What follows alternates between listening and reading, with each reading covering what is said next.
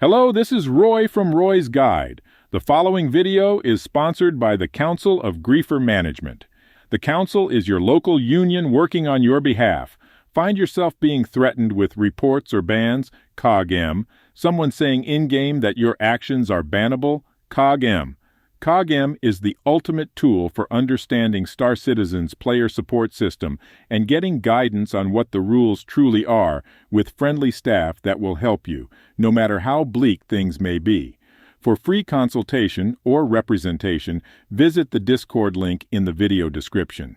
First off, I would like to thank the Council of Griefer Management for sponsoring this video. Those of us who align with the Council's values are looking at this entire situation with disgust. Monarch reached out to COG-M and this was brought to my attention. Funnily enough, while me and Monarch were talking, Citizen Kate made this post that you can see here. Later that day, this was also posted. Now if you look closely, you'll see these messages are about a month old. Why would they wait a month to publicly release this? My belief is that it's to smear Monarch and discredit him. But as you can see here, and I spoke about this in the previous video, is that they're only providing evidence with context removed. What I want to show you first is an audio clip taken from my conversation with Monarch from after we saw the post made about him at the end of our conversation. I've removed my voice for brevity and to keep the attention on what he said. I wouldn't encourage anyone to unsubscribe or leave Skunks or not join Skunks or not watch the videos because Katie is great, her content's great, what she wants to do with the org is great, but some of her staff members, she's as much of a victim of them as we are. So don't have Skunks is bad, skunkworks is bad, deal with that type of stuff. But they are good and their intentions are good and their org is good and their content's good and their, YouTube content is very good. But it's just our main issue is just Old Man Johnny Morgan. And I guess really the takeaway is really the org wildcards. That's, if you're gonna point any ire at, it's at them, not at skunkworks.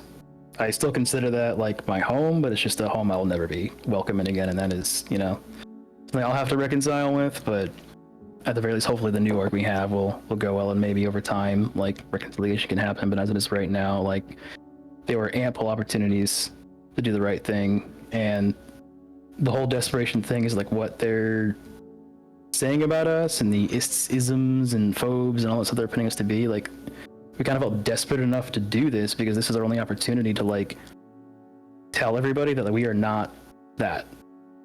We just wanted to make good content, and that was all we wanted to do. And this new org we have and stuff, and our group we have, isn't going to work if that narrative is allowed to continue to spread. So having an opportunity to at least have our narrative get listened to, it would be good for us. Even as a joke, that was fucked up. What the fuck? And I'd be okay, you're right. Sorry, I shouldn't have said that. Won't do that again. And that's all I had to be. But this whole I'm gonna take the screenshot and I'm gonna pass it around and we're gonna start, making it out to be what it's not. And it's because I guess to if we go into the section of talking about the video, now the video's out, what's in it, and clear up that. Is, again, for the record, none of us are transphobic. We don't hate anyone. We're not homophobic. We're not racist. We don't have any issues with any races. If, you could go into Skunkworks and ask anyone in there, for us who've been there for over, almost a year as well, and ask, hey, was there any outward aggression, exclusion, or derogatory statements said towards any of these groups of people, while you're in there, and, they'll all say no. It's all been pleasant, all been good. So, if that's who we were, that's what we've been doing for, 10 months, as opposed to making content facilitating these people. So, and that narrative that they're pushing right now, that's the problem that I'm trying to clear up with you, is that, the whole, constant harassment of Charlie, in the entire almost month that this has been happening, we killed 2 Charlie members in one raid. One time. It was Old Man Johnny and a member named called Skunk Girl. And that was it, during a class. we've hit members of Hotel, hit members of Echo, we hit on the members of Fox, but as far as like Charlie themselves, only hit them once. So the repeated attacks in game, like that's absolute bullshit. And you know, if you want to confirm that, then I would invite Charlie to put forth any video evidence of us hitting them multiple times. And then on top of it, there is no out of game threats at all from us. And again, if there are, I would invite any member from Skunkworks to post the evidence, because as you can see from Katie's video, she's more than happy to post screenshots. So if we were sent, well, regardless, if from the community post, if she is, you know, she's more than willing to post screenshots, right? So if there was, you know, DMs or messages or Discord, anything of, or even voice recordings of us threatening them outside of the game, she would have posted it. So clearly everything that she could get evidence for, like, was posted there. So like we have never once, ever, not one time, attacked wildcards, the Charlie's new org. So this whole idea that their new org is constantly under attack. Now granted, not for lack of trying.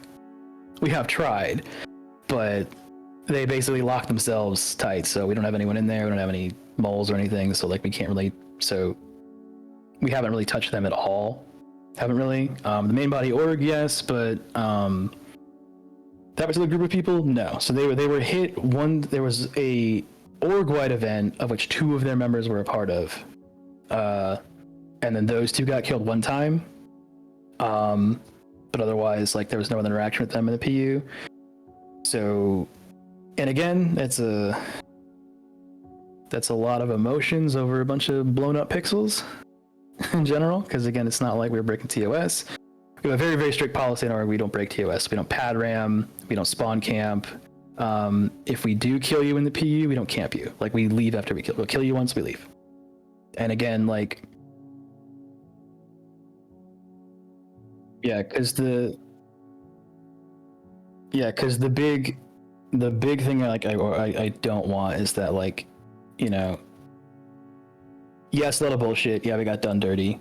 But at the same time, like, that YouTube channel is her livelihood.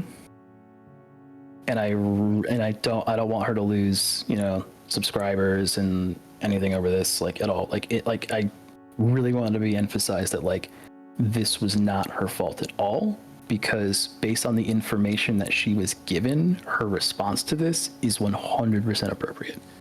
Like, it is. It's just, the problem is that, like, because of those select staff members not allowing us to have any type of, you know, to allow us to do what you're allowing us to do right now, that's just what happened. So, really not our fault.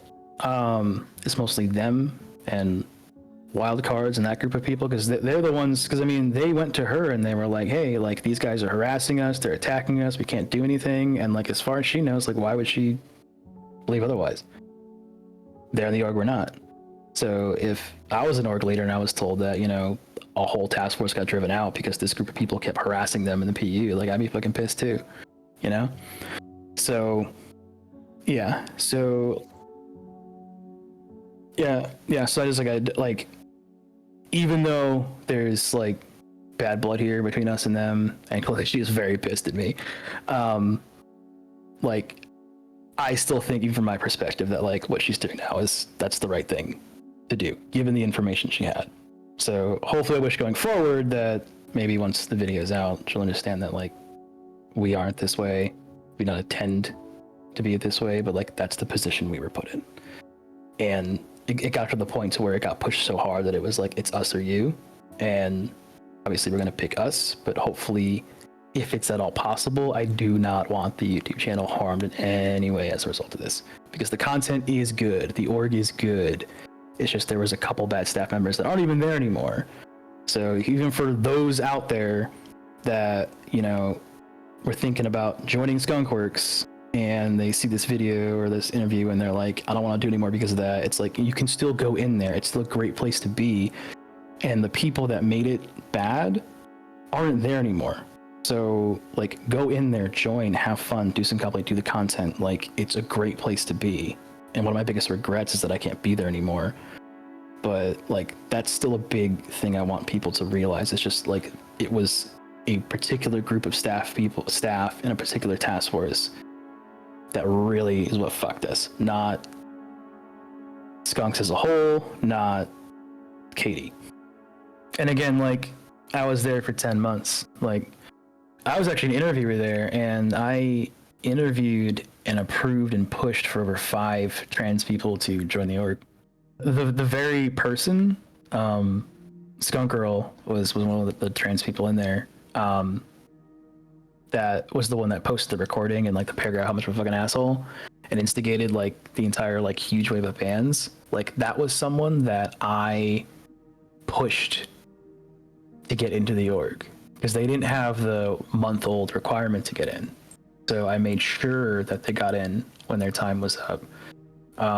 And I pushed for them to get their instructor roles because I really liked them. Like, they were really, really good. They had a really good attitude. They worked hard. They pushed. Even though they were new, they grasped the fundamentals like faster than anybody else. And like that was a great person to have, like a really good asset to the org.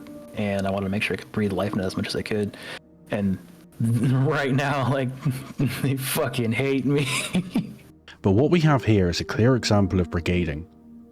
Citizen Kate and Old Man Johnny are weaponizing their communities to attack Monarch. This is unacceptable and cowardly. In my opinion, this whole thing, other than the leaked documents, should have been kept in-house. But anyway, here's Monarch's story. I highly recommend you listen to the entire thing, because this situation is more complex than some will make out. I'm not interested in playing sides. Monarch deserves a chance to defend himself, as is his right. I guess like the best place to kind of start from was like 317. Around, actually, I know it's gone like pretty far back. But obviously, if you're familiar with the org, we have like our big competitive PvP tournament, like team-based tournament, which is the Skunkopoly, which if you've seen like the videos, like that's kind of like the highlight of being a Skunkworks. And so the logic behind it is basically like in Skunkworks we have a bunch of like task forces. Each task force consists of like a raptor lead, a raven lead, and raccoon lead, and like that's your like fighters, multi-crew, ground team. And you have a task force lead and XO. And their entire job is to build a competitive team to compete in this tournament. And the goal basically is like it's a territory control game. So like they set it up kind of like a board game where like one person is like this task force holds like, you know, Yayla, and then like if another task force wants to take it for like a certain point value, they would challenge them, they would take it. That's kind of the highlight of being in the org, and they would set up these matches where, you know, they would compete, and then if you win, and then by the end of the 6 month or whatever, how long it lasts, like whoever has the most points wins. And the kind of issues that grew there, even though it was good in 317, was that like there was Task Force Alpha, which was Katie's task force that generally always won every single fight and had all the heavy hitters, and they're essentially just the most skilled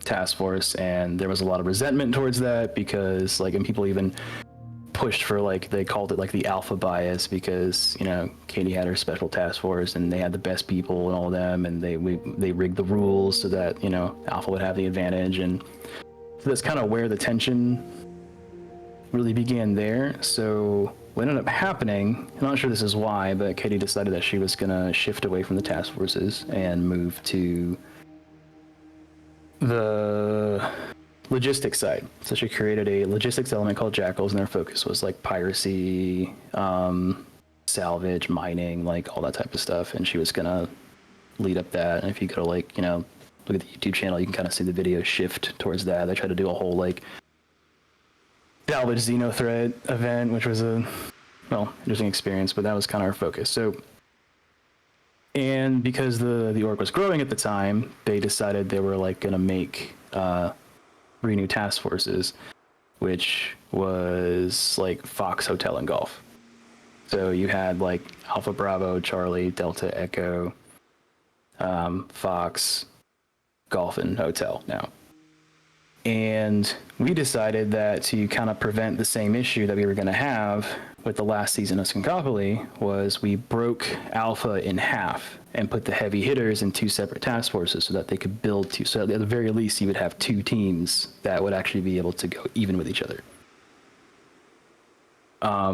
So the one that I was assigned to be in as the multi-crew lead was Task Force Foxtrot. And so we really kind of dedicated ourselves to building that into a competitive team, because a lot of the people who were kind of the heavy hitters in Alpha went to Task Force Golf, and we like, okay, this is the big competition we're going to have. And if we're going to have any hope of just having good fights and good even teams, is we're going to have to really go hard and build ourselves up to get in there. And then after a while of doing that, we actually succeeded pretty well. We got good people. We attracted actually some pretty well-known pilots, like the floor mat, who was showcased at CitizenCon for the Fighter Flight event. He was in there with us. Obviously, we're familiar with, Fareed and Perry, who are very, very good pilots.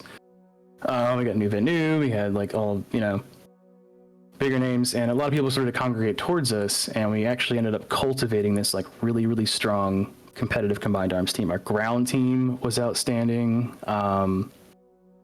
Like a prior BSI guy, Spirio, who was our task force commander, is like an excellent ground team lead. Like they really went hard with that. Very, very good. So we had all the bases covered. Like we had good air, we had good multi-crew, good ground. Like it was perfect. But as time went on, because 318 was kind of hairy, obviously you couldn't really play too much. Yeah. So staff was like, all right, we're gonna delay Skunkopoly until the new task forces have time to build up, and the game kind of evens out. So like come like 319.1, the game kind of evened out enough to where you could actually kind of start playing it again. But none of the other task forces put in any effort to build themselves up. So the heavy hitters that went to Golf, they decided that they were just gonna do racing and play other games, and just kind of gave up. Didn't really recruit, didn't really do anything. So we like heavily prepared ourselves to fight an opponent that did not match us at all. And we kept, building ourselves up on this idea that like, we're going to have this huge competitive match coming up. And it got really stressful for us because we had all these like high ambition, high skill pilots that were sold on this idea that you come to Skunkworks, you're going to be part of one of the biggest combined arms multi-crew 6-month-long seasonal competitive match really to exist in the game. Obviously there are other orgs that have stuff like it, but not quite like this. Yeah. So we went to staff and we were like, all right, look, we understand that like you're trying to seed stuff and get stuff done, but maybe could we get a couple war games going to keep people entertained? Because we were worried that they were going to, because PvP pilots are like, I love the PvP community. I'm a part of it. Like they're great, but like they flake hard. So they come in, they get their 2-3 months of sweatiness in there, and then they get bored. The flight model sucks. They realize, they hit a plateau. They fuck off. They're gone for a while. They come back. So as long as they're entertained, they stick around. So we were kind of stressing to keep them entertained. So like every week, our mandatory trainings were heavy focused around group fighting and like actually having good competitive fights, having fun.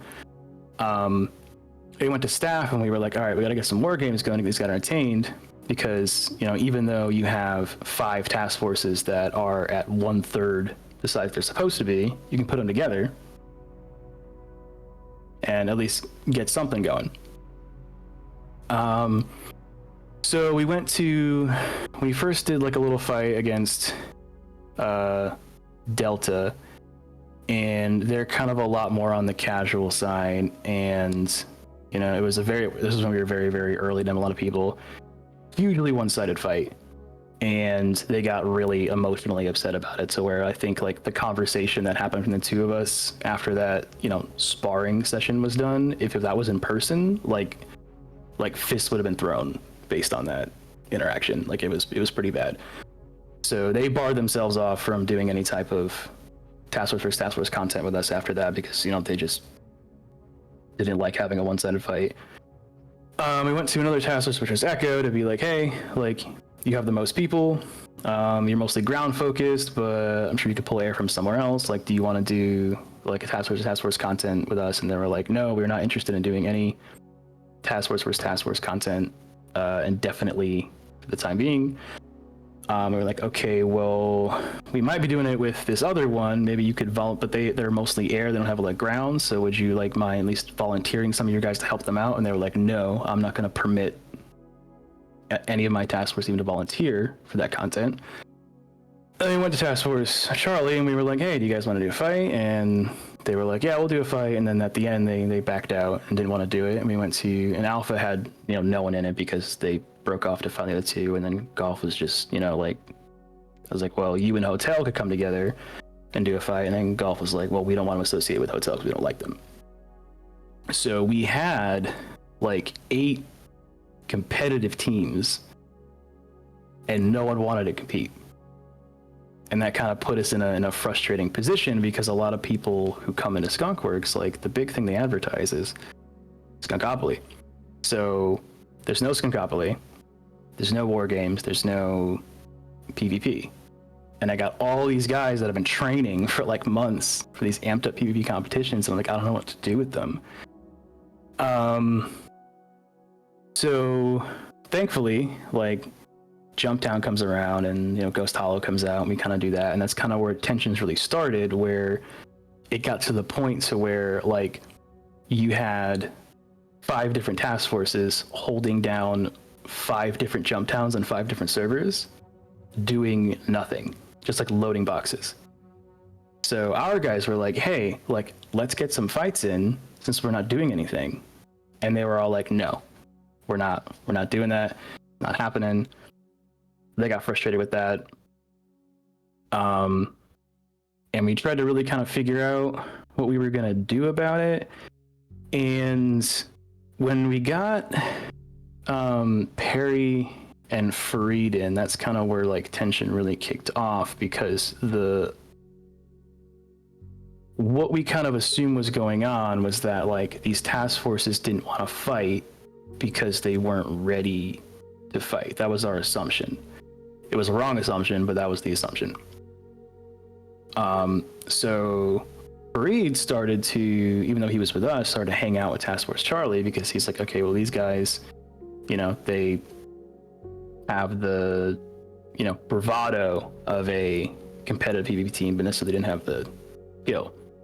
So he spent a lot of time with them, hanging out with them, trying to train them up, get them, you know, sort of up to speed. He spent a lot of time in their chat, trying to teach what he can teach and do that. And the leader of Task Force Charlie, he goes by the name of Old Man Johnny Morgan, is an aspiring content creator, and it kind of became apparent that his task force was kind of like a personality cult around him, and he does not really like it when people who cast large shadows are anywhere near his people.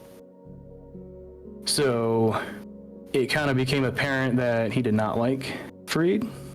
A lot of the pilots, the one majorly skilled pilot who is in Charlie, kind of like gravitated around him, and eventually like left their task force to come with us because he actually wanted to improve, and, you know, Fareed was the only one providing the outlet to do that.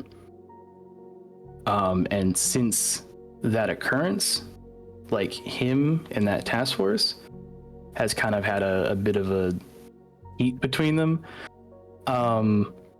So now, obviously, if you're around the PvP community, you understand, like, if you get uppity with people who are in the PvP community, like, they start throwing their verbal hands back at you. Yeah. You know? So there was open hostility towards him, and he returned it. However, where this became a problem for us was that anytime one of them was openly hostile towards him or us, we just threw it back at them. And every time we threw it back at them, they went to staff. So the Skunkworks staff, like the actual like higher up staff members, don't really interact with the main body of the org. So though Katie was kind of like heading up the logistics element after the whole like Buzzcut Psycho thing kind of came out, like, and that video was made, she kind of withdrew a lot from getting heavily involved with the org as a whole, and to the point to where at this point she was basically soft and then eventually hard retired as a staff member, so she was not really involved with anything at all. And the second in charge, which is Mercutio, which is like the org banker and secretary of the entire org, he doesn't interact really with the main body org either, and neither does like 3 or 4 other. Basically, the council, the main council of people that decide who gets banned and who doesn't, who gets reprimanded, who doesn't interact with the main body. So all they have to go off of is what staff members tell them.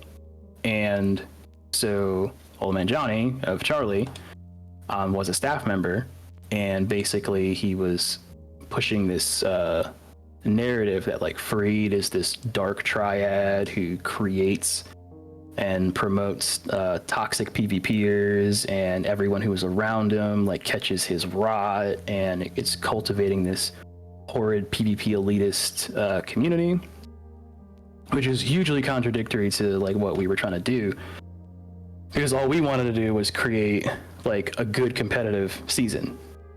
Because like, you know, if you're an elitist PvPer, you wall yourself off. Like you're like, okay, this is my little happy little gate of elitist PvPers, and everybody else can go fuck themselves. Like, don't come near me.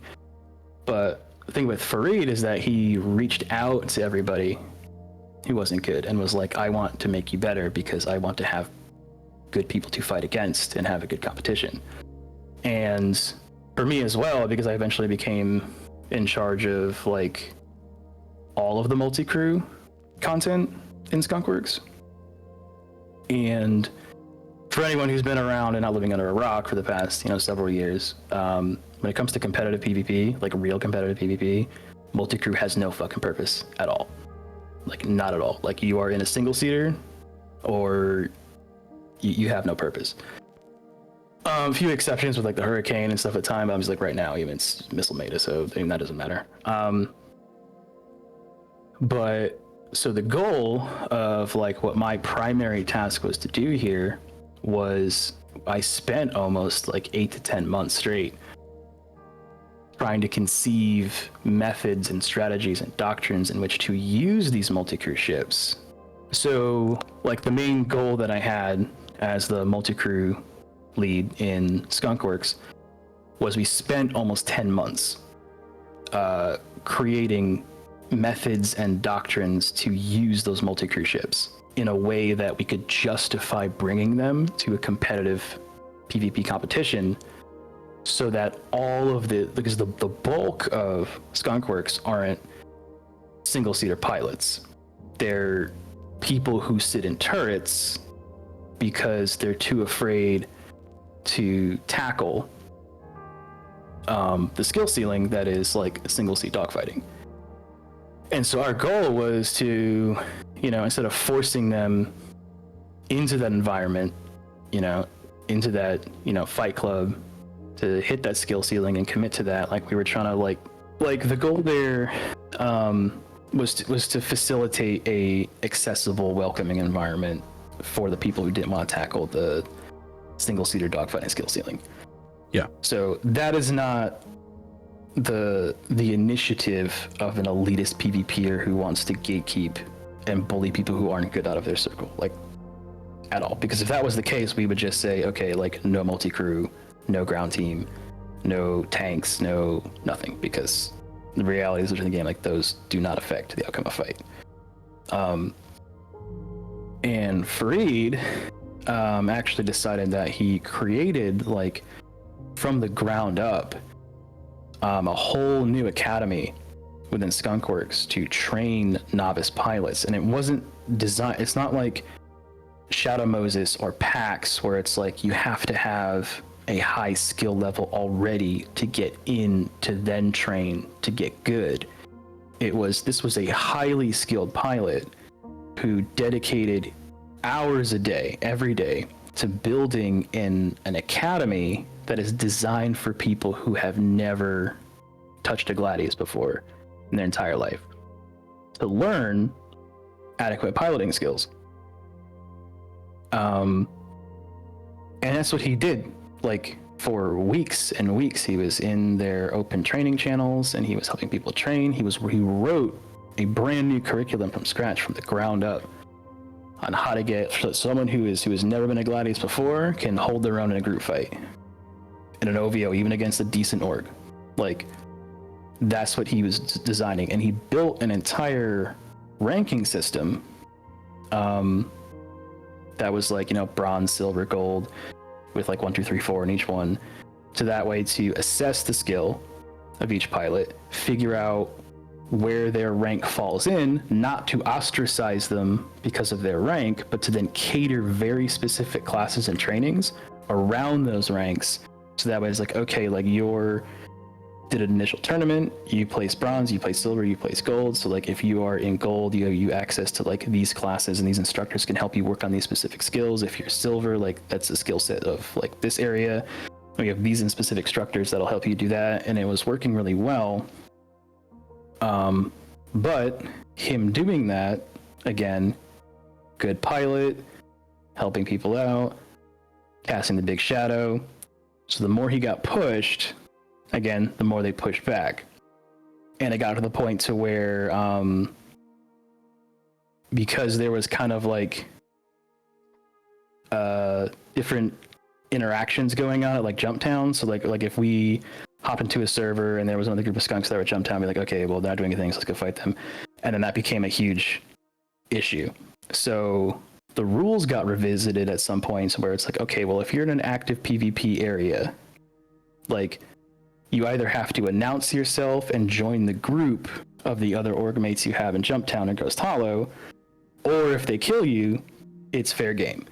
And this caused like a widespread panic amongst like the non-super PvP oriented task forces, which the fact that those even existed anyway is antithetical to what a task force even supposed to be in the first place.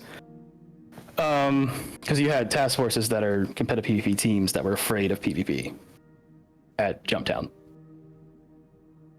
So there was a huge panic, and they were afraid that, like, okay, now it's open season on these task forces, and Big Bad Fox is going to come and hunt everybody in the PU, and what are we going to do about it? And so we had this big open, like, voice meeting about it.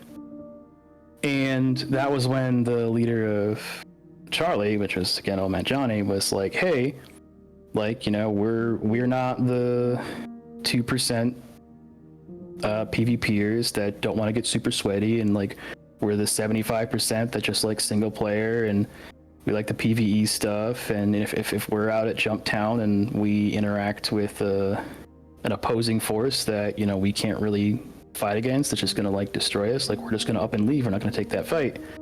You know, and you know, we're the Bobs that don't like doing that. So, and generally the whole idea of like, you're a PvP team and you're encountered with PvP that's a challenge, so you leave because losing is not fun as opposed to fighting, like, that's Bob shit. That is like, that's just being a Bob. So they, because of that conversation, they just kind of widely got referred to as the Bob Task Force.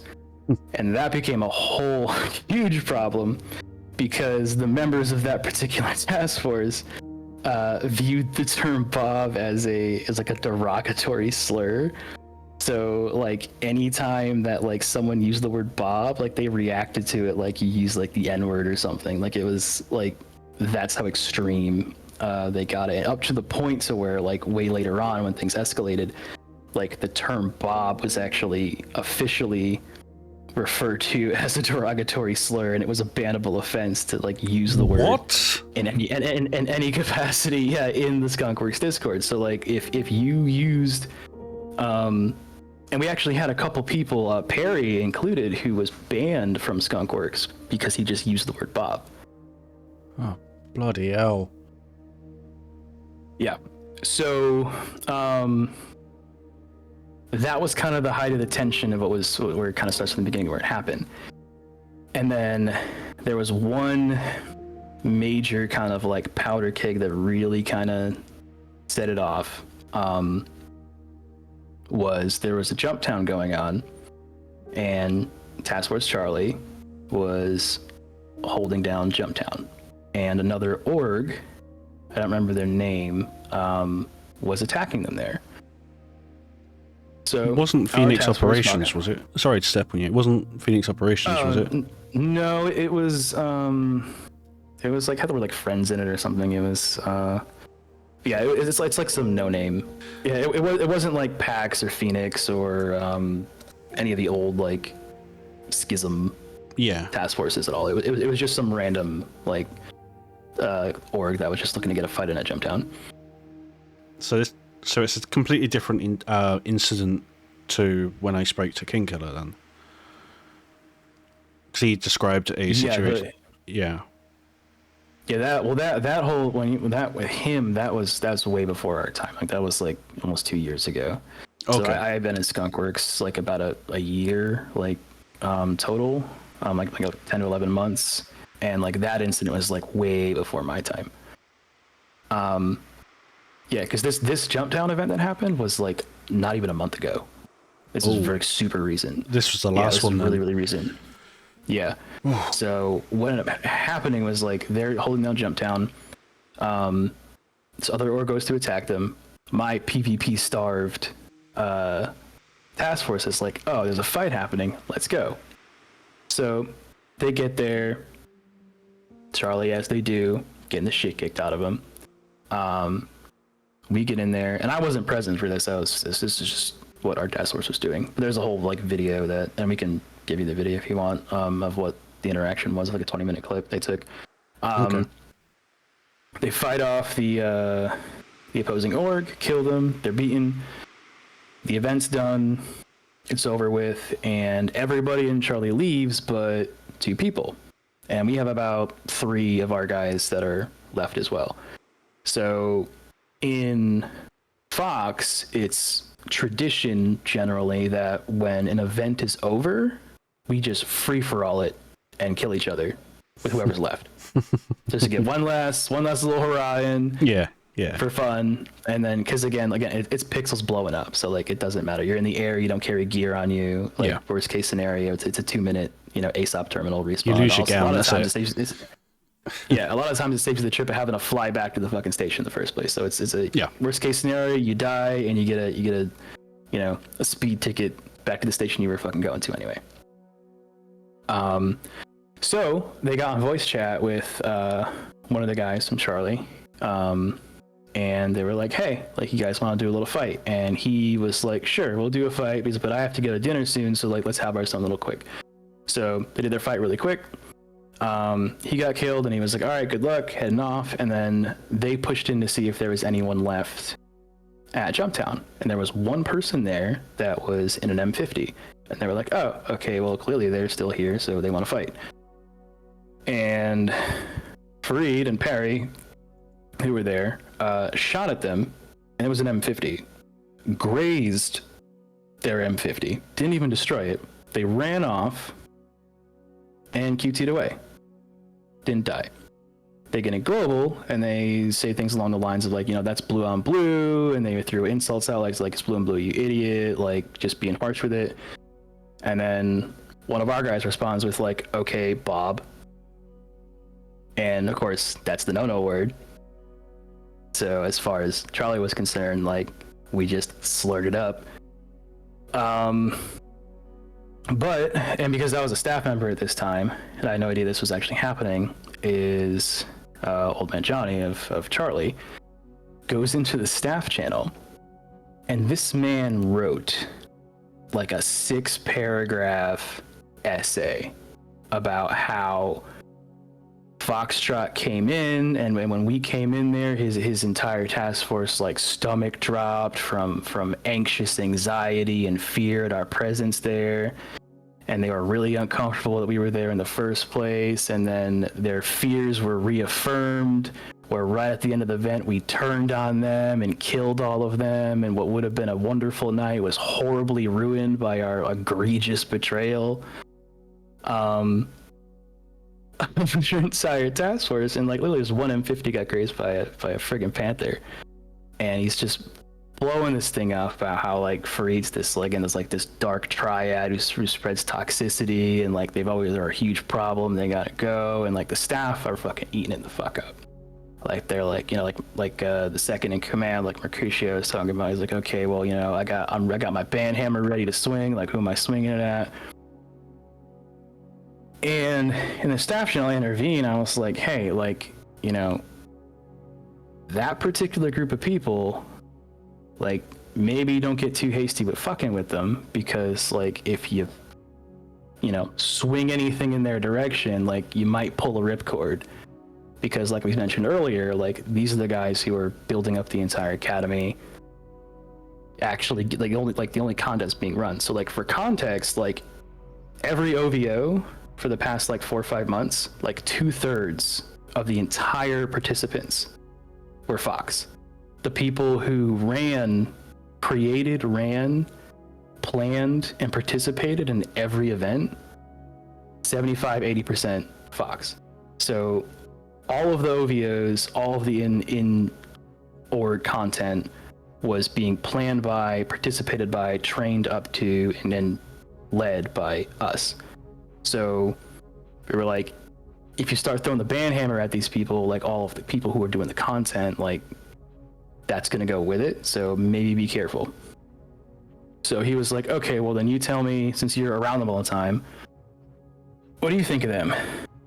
And I was like, well, I mean, for context, like, yeah, like they're definitely sweaty PvPers when it comes to their skill, but like they've been more than patient and welcoming and dedicated to teaching others what their skill is and getting them up to speed. Like, I mean, again, like Barrett was spending like several hours a day in the open channel. Just anyone who'd hop in that channel, he would teach for hours, and he wouldn't mock them, he wouldn't, you know, make fun of them. Like, as long as you're willing to learn, like, he would teach you. And he was kind, understanding, and patient with everybody.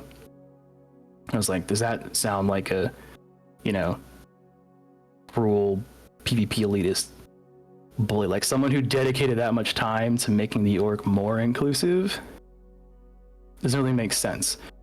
And so, but I was like, also at the same time, like, PvPers, you know, they got that ego, they got that attitude, so if you fuck with them, like, they're gonna get mouthy. Like, that's how they are. So, and also, like, it's explained that, you know, it's commonplace in Fox to have a little free-for-all after an event ends. And the reality of the situation was, like, your guys threw the first insult, so whatever retaliatory insult that comes back at you, like, you guys hit the president for insults, like, not them.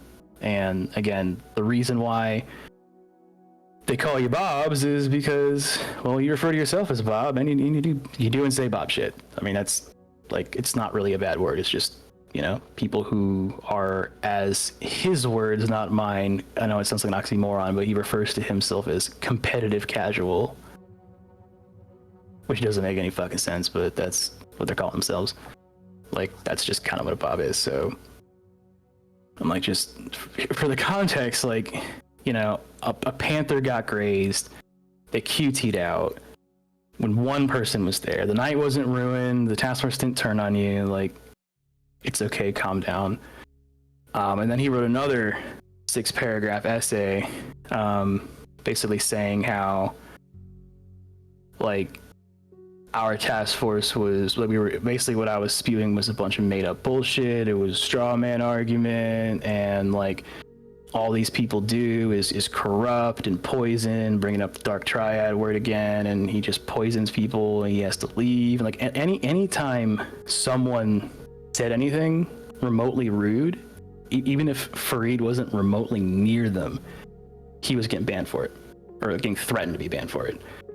And get in trouble for it. That's like how much this man like was gunning for this guy. And I believe the term he used is that he called us like elite derogatory Call of Duty Warzone gamers. Like that was what he called us. And how we were poisoning the org and like basically called our entire, like myself, my entire task force, our entire group of people, like we were just, our culture was a poison that needed to be extinguished from the org if the org was going to have any chance going forward. He threatened to basically wall off his entire task force and refuse to participate in Skunkopoly events going forward if they do. And that was already getting hairy before, because we actually attempted a Skunkopoly light match where we broke the entire org into 2 teams, and we weren't able to conduct it because it was attacked by AVS. And the reason it was attacked by AVS was because Old Man Johnny, since, you know, Katie lifted the restrictions on content creation in Skunkworks, took it upon himself to be like, I'm going to be the new content creator, and professed heavily that he wants to be the staff member in charge of content. So it kind of was very apparent that he wants to be the new Katie. And so he started advertising our events on his YouTube channel, and that became a huge OPSEC leak. So the entire event was attacked before, like we had a whole C2 that was filled with like Nova tanks and infantry that was like ready to get staged for the event, and they just straight up like put a Eclipse dummy fire like size 9 into it and blew up the whole fucking thing. So we couldn't do the event because he decided his, you know, advertising what we were doing on his YouTube channel was more important than actually, which is something like Katie would never do. Like yeah, like, you know, she's the YouTuber, you know, she's trying to make content, she's trying to do all that, but like, you know, despite what was being said in the Buzzcut Psycho video, like, she always put our content first, like always. So she would never ever like put the content at risk for her own videos. So like most of the time, like the Skunkopoly videos and like those types of events, like that's more for us. Like we'll do those things, and if we want to, we'll send her footage of it, and then if she feels like it, she'll make a video of it, and those videos help bring in people. But like the bulk of the videos she does that like brings in like money and subscribers is just her own little personal team of people on their own little personal Discord, and they do on their own thing, and she kind of lets us do ours. And so like she would never ever do that. But him, like, he just straight up was like, I'm going to use this event to promote my YouTube channel, and just fucked up the entire thing. So, and our org was like, the org members were pissed. Like we lost like 3 people who quit the entire org over that, because he did this whole like, you know, I'm livid, I'm going to go after AVS, I'm going to get him banned for stream sniping, I'm going to do all this. And like his little, I mean, he's like a 40-plus-year-old man, and he's having like a 12-year-old girl tantrum, and like that basically lost the confidence of a huge chunk of our org. And a lot of the people who joined in, who went 3-4 months starved of any major competitive content, was finally going to get it, and then he just fucked it all up. So the tension was already high there. And so after he sort of did that whole display in staff, we were like, okay, well, what do you want to do? Because either like, if we're punishing people, we're punishing both people here, because, you know, you're motherfucking us and they're retaliating. So we either punish no one or we punish everybody. So how do you want to play it? And we decided to just kind of leave it alone with that. And I was pissed. Like I was, you know, because he was saying stuff about us, my people. We worked really, really hard to get this content going, provided for people, train them, and do all that. And he's just really went out of his way to try to get rid of these people that are like absolute assets to us. So a couple of the wings we had in the task forces were like, had their own little private discords, and we had one in Fox that was for a particular wing called Dragon Wing that consisted mostly of like combat veterans from the actual military, and that was kind of our event channel. So I went in that channel and I motherfucked the shit out of Johnny. And I made a sarcastic comment that used kind of offensive language, But again, I was in a private Discord, and one of the people that was in there took it upon themselves that they were gonna take screenshots of that out of context. And I can show you the screenshot conversation between those people who were in there, because like the other guy who was in our Discord, who was like, you know, hey, like, this is sarcasm, it's not what you think it is. And they were like, okay, cool. And then decided anyway, he spread it to the entire org. So once that got out, everybody was making their assumptions, they were doing their own thing. Like, there were people who I was friends with for over 10 months that were painting me as this, you know, horrid, which is, you know, fair for them to do. I mean, you can interpret language however you want. But so my reaction to that was like, okay, like, I'll just leave then, because like I don't want to have to spend this entire time these people trying to figure out, you know, every time we do an event, who's gonna try to motherfuck me, who's gonna become an asshole, who's doing all that. So I was like, all right, cool, I'm gonna leave. And what I did not foresee from doing that, in hindsight, that was probably a bad idea, was a lot of, because I was a staff member, and a lot of my guys that were in my task force truly believed that the only person that was standing between them and old man Johnny Morgan's witch hunt against them was me.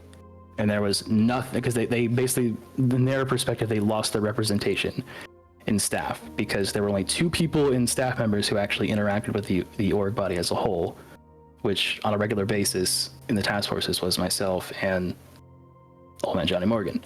So with me gone, they were like, now the narrative is just going to be spun on his side, and they felt that their entire time in the org was limited. So they flew off the fucking rails. So they were, you know, basically using me as a martyr for their pent-up frustration. So I just kind of wanted a quiet out, but that's not how it worked out. So they were going into the task force channels and they were posting like, you know, where's Monarch? What'd you do? What happened to him? They were, you know, making statements like burn the org down, like, you know, calling them rats, calling them this, like, because, you know, they're leaking information that was outside the Discord. A lot of people were leaving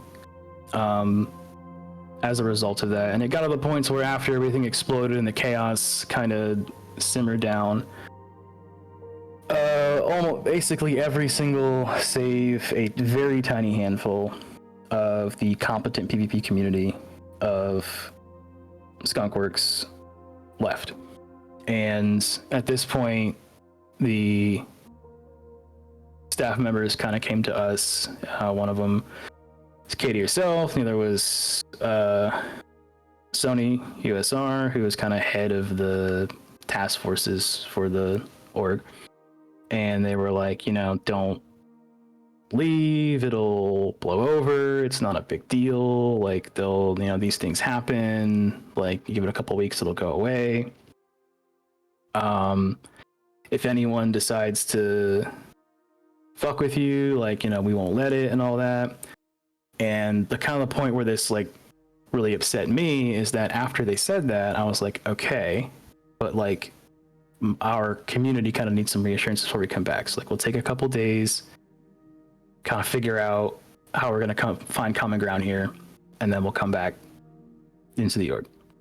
And during that entire time, Task Force Charlie, because basically they made the like, Katie came out and made the announcement, like, let's not start shit, don't provoke anyone, don't fuck with anyone, don't antagonize anyone, like, let's not make this worse than it is. So everybody stop fucking with people, don't antagonize people, don't leak anything else that's outside the Discord. Like, anything that comes from outside the Discord is not going to be held accountable to anyone who's in the Discord. And she was pretty clear on that. And after being told that, Task Force members of Task Force Charlie took it upon themselves. They're going to come into our channels, and they started provoking the members of Foxtrot, insulting them, saying provocative things, picking fights. And then every time one of them responded to being provoked, staff shadow banned them instantly. So they would come in, start a fight, we'd get banned. Now, despite the fact that it was told that anyone who was causing the antagonizing is going to be punished, the only ones getting punished were us. So the staff members who didn't like us were telling their task force, Old Man Johnny, and some of the task force members, the staff members that sympathized with them, were having their task force members deliberately pick fights with us so that when we responded negatively, they would ban us instantly, and then they would go on their little secret document they have. They would make a file for every single member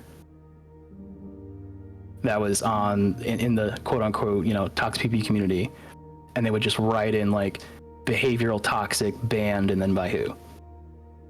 And they would just build files against every single one of us for just simply saying anything and then doing that. And then this is during CitizenCon, mind you. So the people who said, hey, it's going to blow over, we're going to want you back, we're not going to let them do that, just let them drag us all through the fucking mud. And then anytime any of us spoke out against it, bam, they were gone. Whoa. So, yeah. And so we were pissed. And we ended up going to a different Discord that we were kind of talking about in there, and we were all fucking pissed, and we were talking about like everything about what's going on. And then one of them faked to sympathize with us, got in there and recorded all the angry shit we were saying about them, and then posted it in the Skunkworks Discord.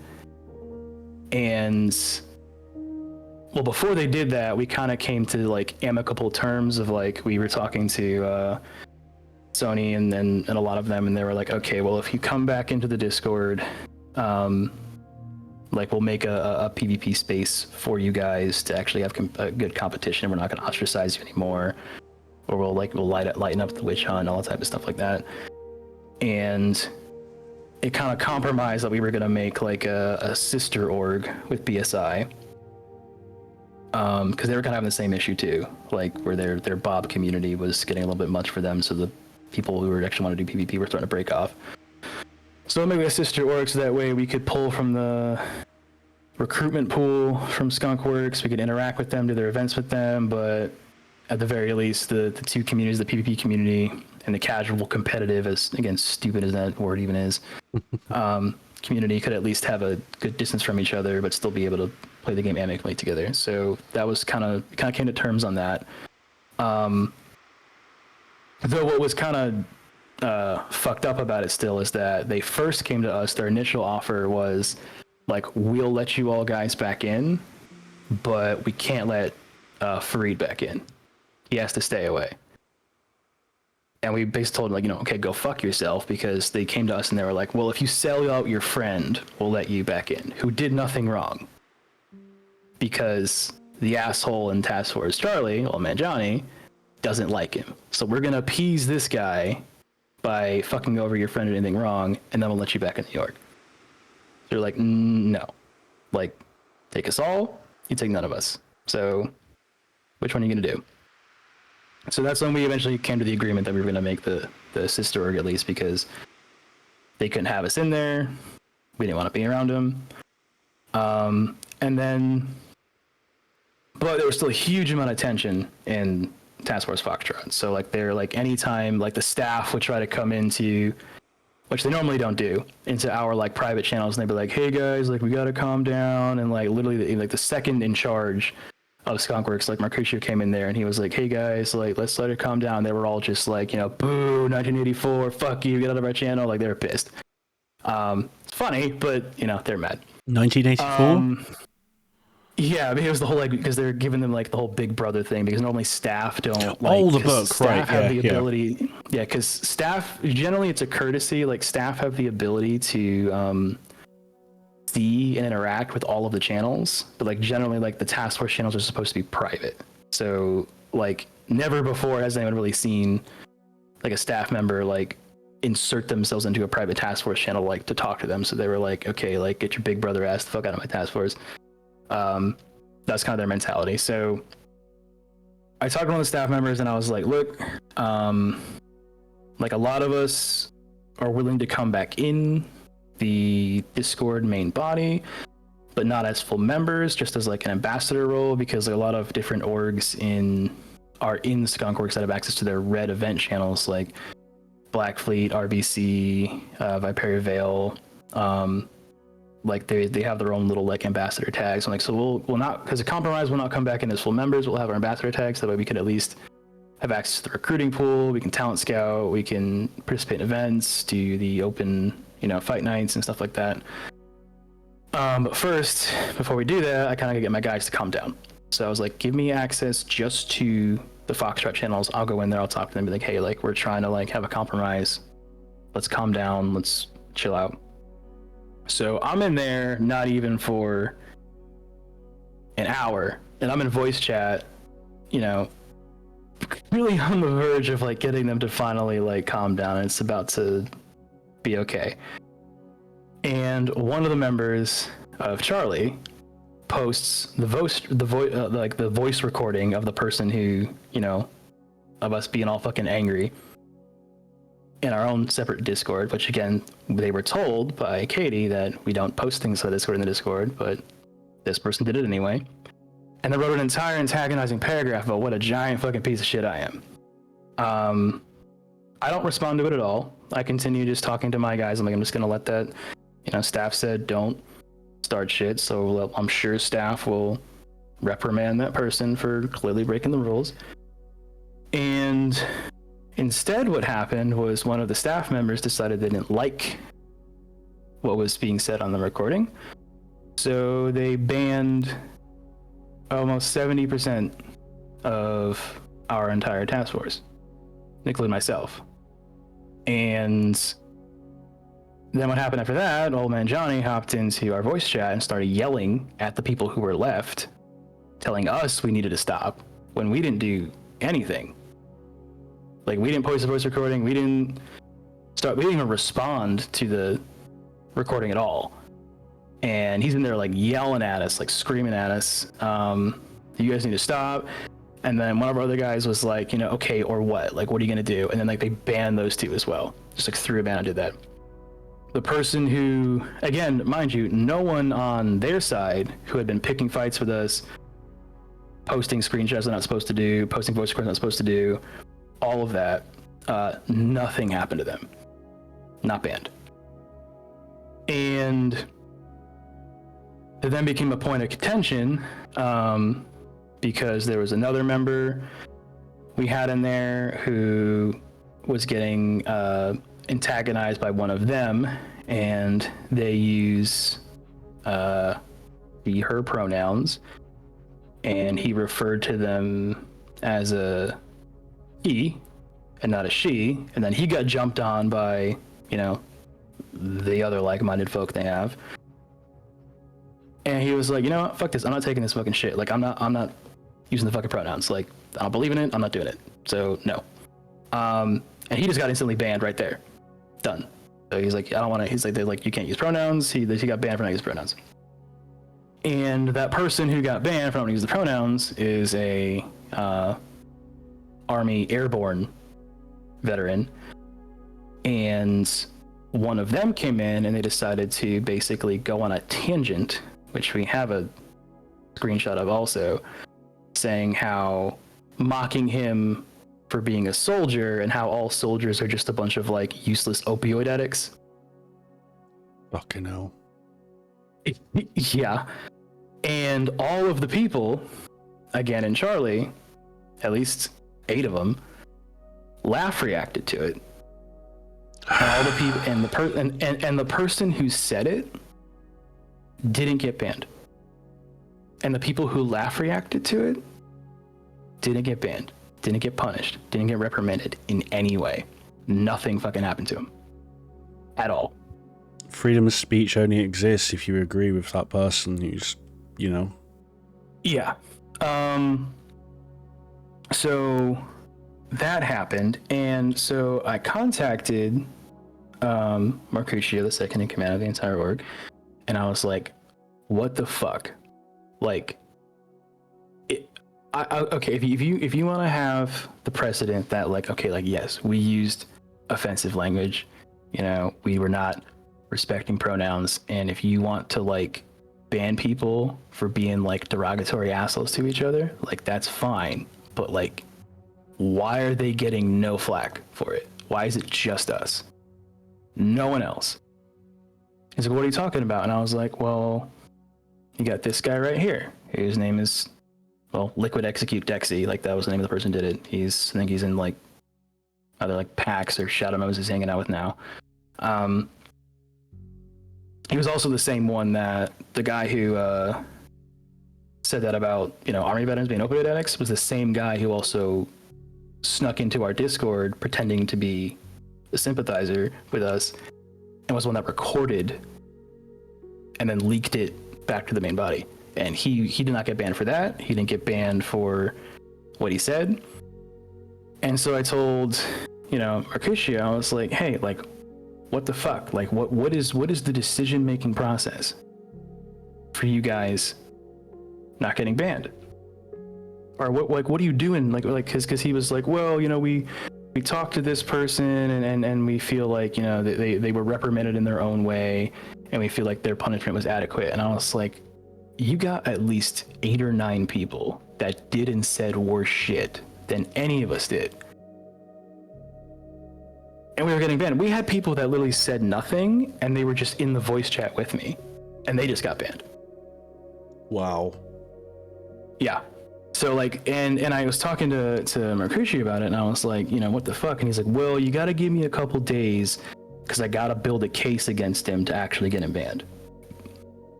And I'm like, why the fuck do you need to build a case against him when the evidence is clear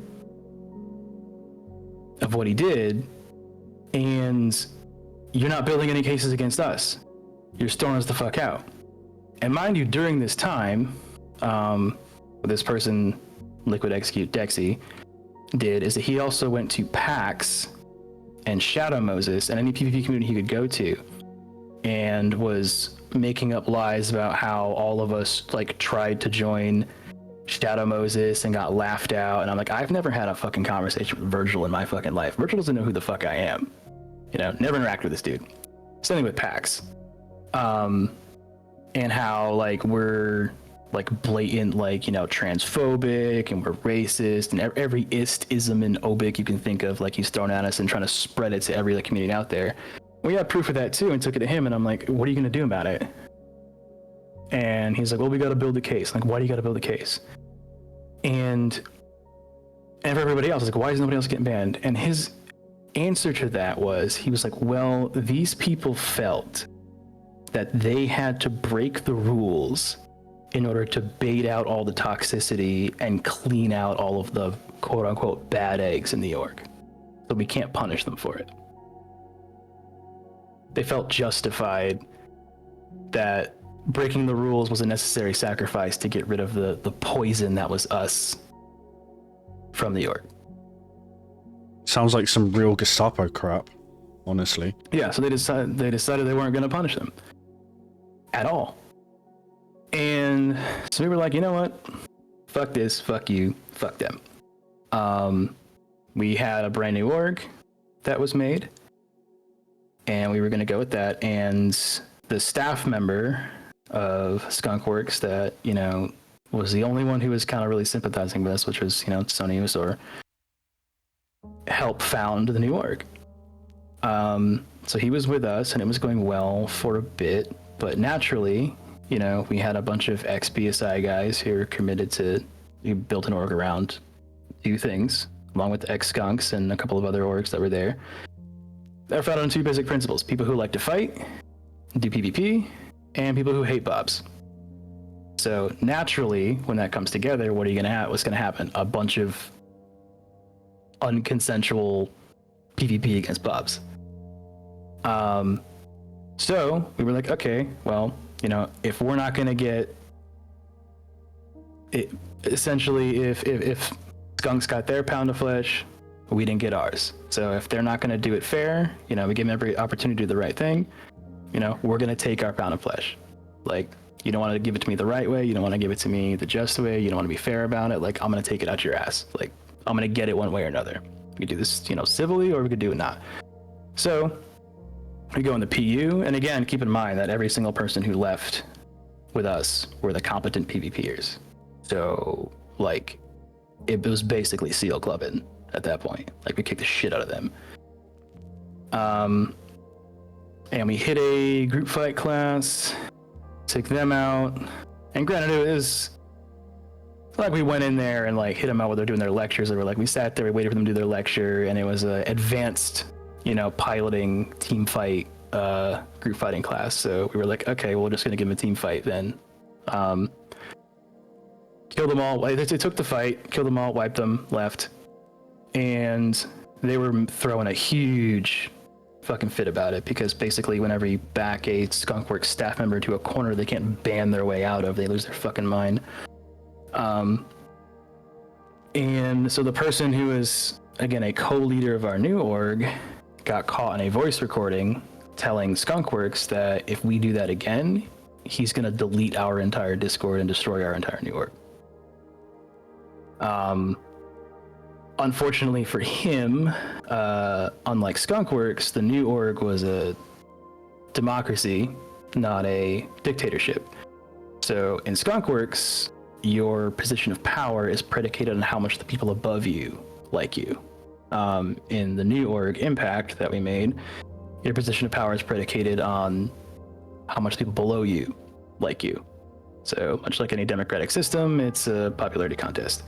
And threatening to delete the entire org it's going to make you a pretty unpopular guy. So he was immediately voted out of his position of power. And he went back to Skunks. He's still in with us, but he's basically just ghosted almost every single one of us for the past 3 or 4 weeks.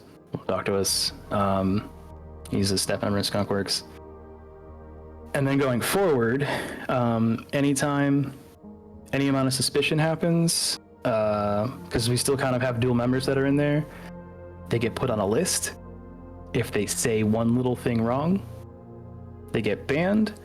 Our old task force lead, Spirio, because the problem with these task forces is that like a lot of them don't fulfill their purpose. They become like personality cults. So they get more concerned with the power they have than like actually doing what they're supposed to do. So a lot of the people who kind of got addicted to their power in their task force was afraid that because they were part of Task Force Foxtrot, they were concerned that their affiliation with us was going to get them either banned or their power removed, because basically anytime anyone who decided to stay in Foxtrot breathed the wrong way or looked at someone wrong, they were instantly banned. And why that was so easy to do is that there were a lot of members from, again, Task Force Charlie that would come in to our voice channels and our text channels, and they would talk to us and spy on us, and record things and take screenshots. Anytime someone said anything mildly suspicious or out of context, it went up to the chain. They got put in their little list, little document that you saw while you're banned, and then bam, they're gone. So they were afraid they were going to lose their entire task force, lose their position. So they decided that they were going to start selling us out. Let's say us, but the members who were remaining in Foxtrot to staff. So they started kicking people out and getting their own people deliberately banned to show loyalty to Skunkworks. So we ended up getting a whole bunch of members that were just banned for quote unquote toxicity, though not really even doing anything. Which then kept this repeated cycle of basically they would ban someone unjustly and wrongfully. They would come to us. They'd be mad, full of piss and vinegar. They would find out an event to hit. They'd get people pulled together. They'd go out, hit the event. Skunks would lose their fucking shit, go on a witch hunt, a mole hunt, ban as many people as they possibly can. A bunch of people get wrongfully banned, come to us. They get together, full of piss and vinegar, find an event, hit it, take it back of them, and that would just recycle, just repeating itself for like weeks of just wrongful ban, war party gets together, fuck them up, rinse and repeat. And the irony of all of this, in the end, is despite the fact that Skunkworks basically did everything they could to include fucking over, betraying, and blatantly lying about their PvP community, of which these are the people who spent, like myself, over 10 months, several hours a week, planning events, running events, training people, writing curriculum, teaching the curriculum, trying to make inclusive content, trying to keep the org alive. Like, while they were on their little buzzcut depression hiatus, like, we kept the content going. And our thanks for that was to appease a, grown-ass man with the emotional constitution of a 12-year-old girl who just couldn't let shit go and was on a witch hunt because, his little personality cult felt threatened by a pilot who cast a little too big of a shadow. And they fucked us over all for that. In the end, old man Johnny Morgan decided to take advantage of the chaos, and he took his entire Task Force Charlie out of the org and formed their own org and left them. He left them? Yeah, they left. Sorry. He took his task force out of the org and then made their own org, and then he left them. Yeah, well, he didn't leave them, but they left Skunks. Yeah, they took their task force and they made a new org called Wildcards, and they left Skunks. They were like, okay, and the biggest fucking slap in the face is how the org staff tried to explain what happened. Is they basically put out an announcement that said that, regretfully, we did not go after the poison, toxic PvP community hard enough and fast enough, and we didn't get rid of the bad eggs, sooner than later. So regretfully, we lost the task force over it. So they stuck their necks out for a group of people, fucked over their most valuable assets for this group of people.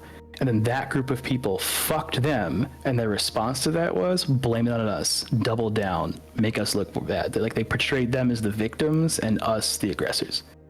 And that's how they covered the whole thing up. And that's kind of puts us where we are right now, is we're just they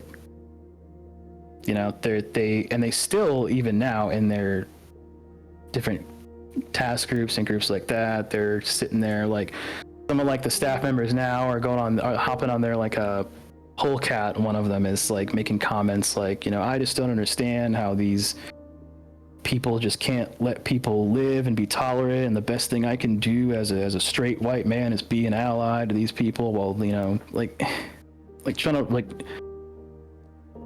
trying to paint us to be what we're not, so they can build up this heroic complex and feed their god complexes and feed their personality cults. And Johnny was one of the worst ones in all, because he would do weird, creepy shit. He'd buy his task force members little gifts and stuff to keep them in there, and he wouldn't let them stray too far.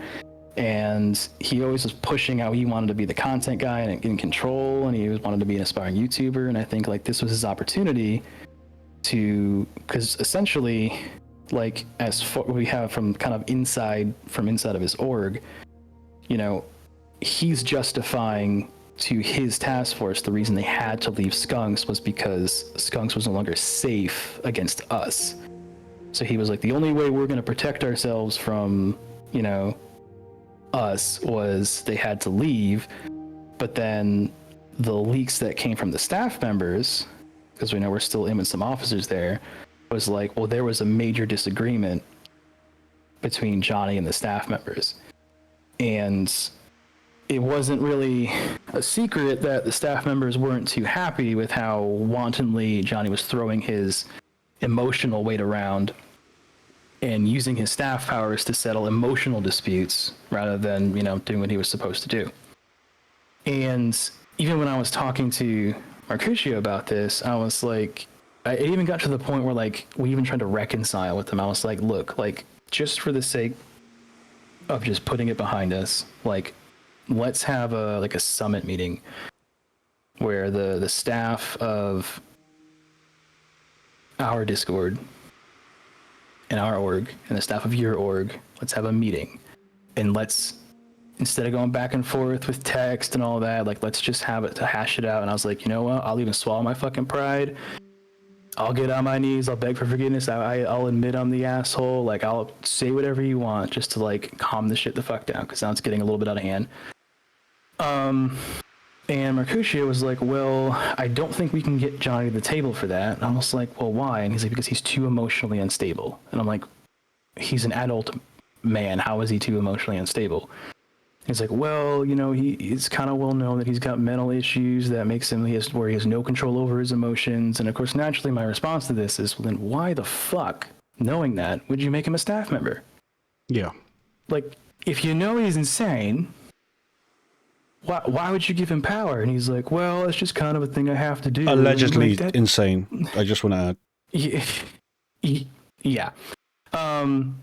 So, like, if from your perspective, I guess, yeah, again, for allegedly, he has all these like mental issues to where you assume that he does not have control over his emotions to the point to where we can't even have a simple conversation, and you're aware of it. Like, why would you give him that much power?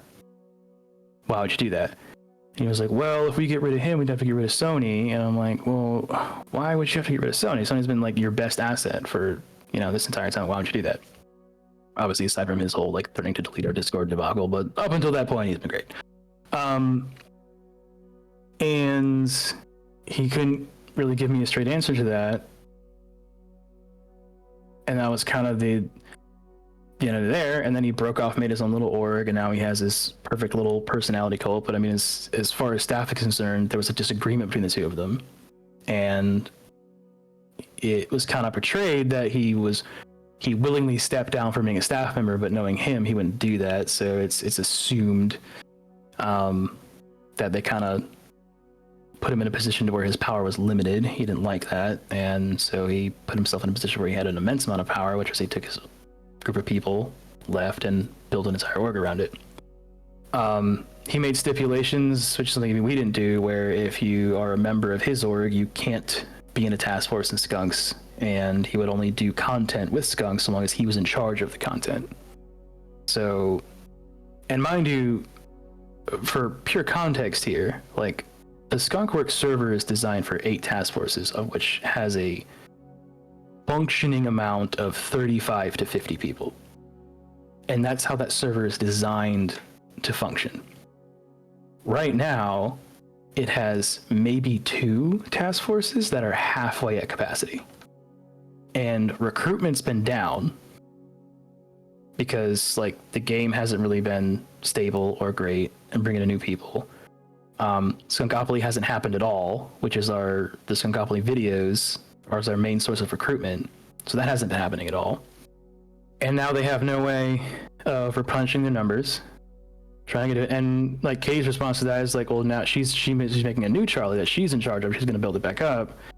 That's kind of where they're at, and we're just kind of like, okay, we're just going to make a org that's just kind of like an all welcoming PvP hub, you know, a no bobs allowed thing where, you know, we're going to put on OVOs, events, and fight nights, just kind of do our own thing and do that. But like, it's hard, like, to, I guess, kind of forgive and forget going forward, because like a lot of us put, including myself, close to a year of almost, you know, 10, 12 hours, I guess even up to 20 hours a week straight of just like doing documents, planning trainings, running trainings, like getting these things done. And then they just like used and discarded us just to appease a volatile group of people who ended up fucking them over in the end anyway.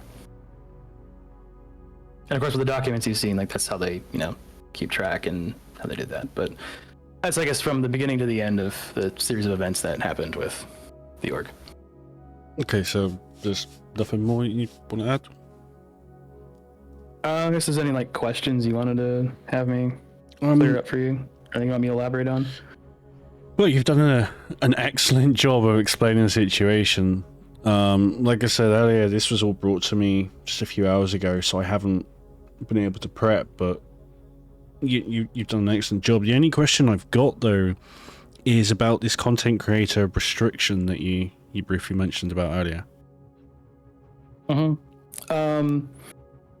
So traditionally, in Skunkworks, the only person who was permitted to create content out of the org was Katie. And since the Buzzcut Psycho incident, she kind of revisited that philosophy because she kind of decided I'm going to back up and kind of do this more part-time instead of full-time. It was understandable. And like, I mean, for all fairness, like the stuff Buzzcut said about like, you know, her cattle farming her org for content and stuff like that was all complete and utter bullshit. Like, you know, for the flaws of Skunkworks, Katie's not really a big one. I think the biggest source of what the problem was that Katie decided to let go of the reins, and then the only staff member in Skunks that actually has like a spine and a pair was Katie. And when she let go, it let people like Johnny and his little emotional issues just like run fucking rampant and build any narrative he wanted and swing power around. Like back in like 317 days where she was like in full swing and in charge of everything, like nobody would dare do what the fuck he did and were remotely near her. He would have thrown his ass out in a second.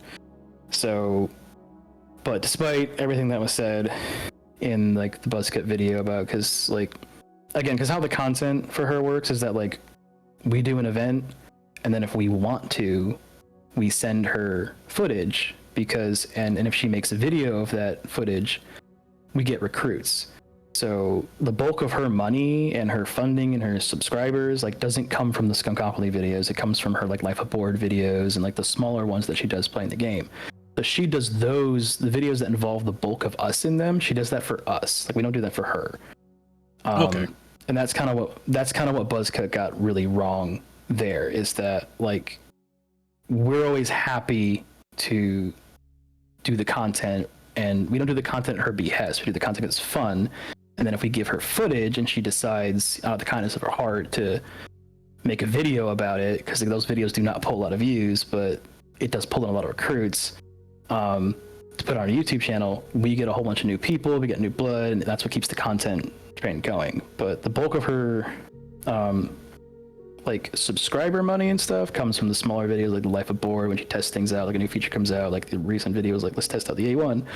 That's kind of where it comes from. And she has her own Discord, her own group of people, her own film crew that do that, and she does not, you know, use us for free labor and cattle like, you know, that was said. So like to clear that up, like that was all just absolute bullshit. But so the issues in the org was more or less the staff that she let go of the leash with than her herself.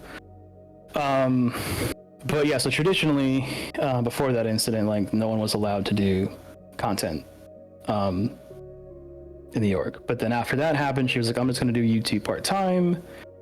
And work on some other projects. And in lieu of that, I'm going to open the floor to people can start making their own content based on the stuff in the org.